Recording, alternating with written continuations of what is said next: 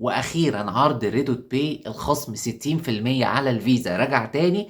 يعني ايه الكلام ده؟ يعني بدل ما هتشتري الفيزا ب10 او 5 دولار هتشتريها ب4 دولار بس. ولو انت مسجل جديد كمان هتاخد 5 دولار بونص هدية، وبالتالي انت هتاخد فيزا مجانية زائد 1 دولار مجانا. ما اعتقدش ان العرض ده هتلاقيه في اي حتة.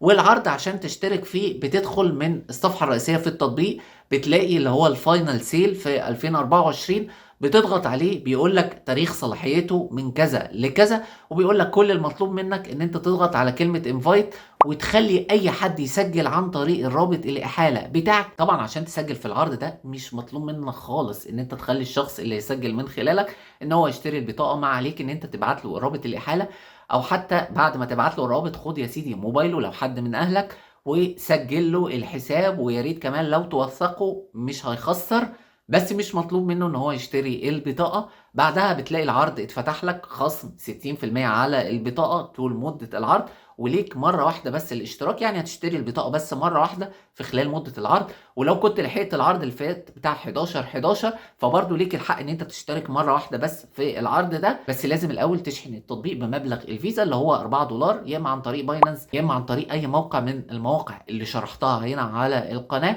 بعدها بقى بتشتري الفيزا بقى 4 دولار، وبعدها بتقدر تستفيد بقى بالبونص ال5 دولار الهدية، تشتري بيها بقى براحتك من على اي موقع دولي. طبعا عايز اقول لكم حاجة، ان ريدوت باي مش بتعمل كده عشان مصلحتكم ابدا. هي ريدوت باي من الاخر كده القائمين عليها لاحظوا منافسة شرسة جدا، بطاقات كتير ظهرت على الساحة وهيبتدوا يسحبوا الماركت شير منها.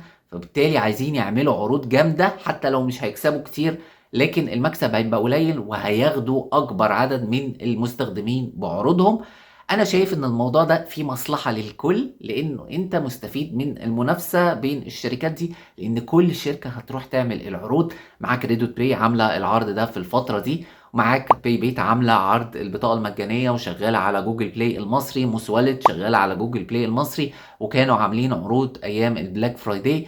وتيفاو قريبا جدا هيعملوا عروض. بالتالي كده لازم تبقى مركز كويس قوي معايا. انا الفتره الجايه هقول لكم كل العروض بتاعت الشركات اول باول عشان تلحق تستفيد منها. اتمنى الخير والتوفيق للجميع. شكرا جدا يا جماعه لحسن استماعكم، والسلام عليكم ورحمه الله وبركاته.